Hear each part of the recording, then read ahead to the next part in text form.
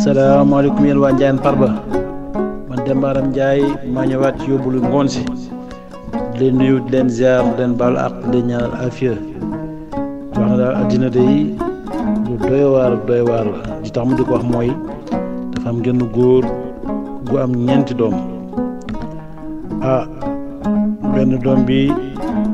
docteur en économie la kenn ki docteur en droit la kenn ki docteur en français la waaye ñeenteelu doom bi moom yàlla dafa def ab sàcc la day sàcc day agressé góor gi ay mbokkam dajaloo na ko yow sa doom ji mënuloo ko génne sa kër xoolal doom yi nga am nin baaxee nin jàngee nin yiwee moom muy sàcc di agressé mu neen wax dëgg yàlla day mënuma koo génne ci kër gi ne maa ko jur waaye lu dul loolu sax dama leen di wax li am kër gi damaa leen di seedal ne moom mii di agressé ak sàcc luñ fi lekk moom la bu tabaski jotee moom a jëndal xaram tabaski bu korite jotee li ci war yëpp moo koy def kër gi de ku fi lekk yàlla ak moom la docteur yi ngeen di gis nekk ci kër gi kenn liggéeyu ci gaa yi na mbir am na góor gi leen yéen a ma laaj dama wax leen kon nag nañ ko ñaanal gaa yi na ko ñaanal mu waaw nañ ko ñaanal donte na sàcc la agresseur la waaye fi mu toll nii moo ñu dundal addina di dem ba yàgg góor gi ci boppam génn addina bi mu faatoo ñu ne nag léegi dañuy doone la kër gi parce que kër moom donte yéen a bokk ndey ak baay ak nu mu mënti doon ak nu ngeen toll it kër dañ ko war a doonale ba doone léegi kër ga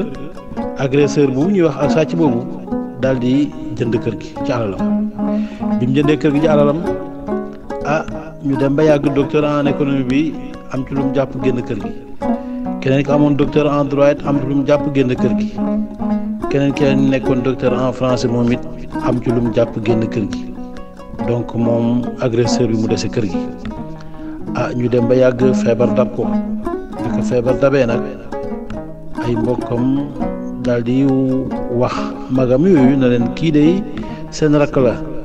te fi mu toll nii seen kër baay moom rek moo fi nekk seen baay nelaw na jàppale leen ko moo gën parce que kii bu ngeen ko béyee day dee gaay na ko déet ñun koy agresseur ak ab sàcc amul ci moom soxla gaay na lii de mi ngi bëgg a doy waar kii nga xam ne moo leen doon dundal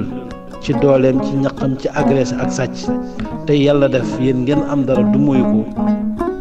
addina te doy na waar ndekete gis ngeen ne yéen waa Ndiayène Farba nit ki buy am di la jàppale doo xool fu amam jógee moo xam day sàcc moo xam day jaay boppam moo xam nu mu mënti doon waaye yow daal li ngay seetlu ci moom rek mooy lim lay jox seetloo nag ndax mi ngi koy am ci yoon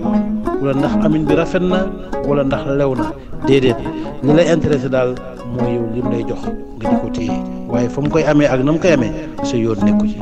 beneen bi ñu seetlu yéen waa Ndiayène Farba ne nit nag léegi-léeg day màgg fooyu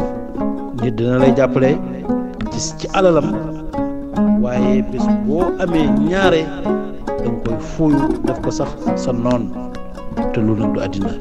loolu rek laa indi woon ci yóbbulu ngoon si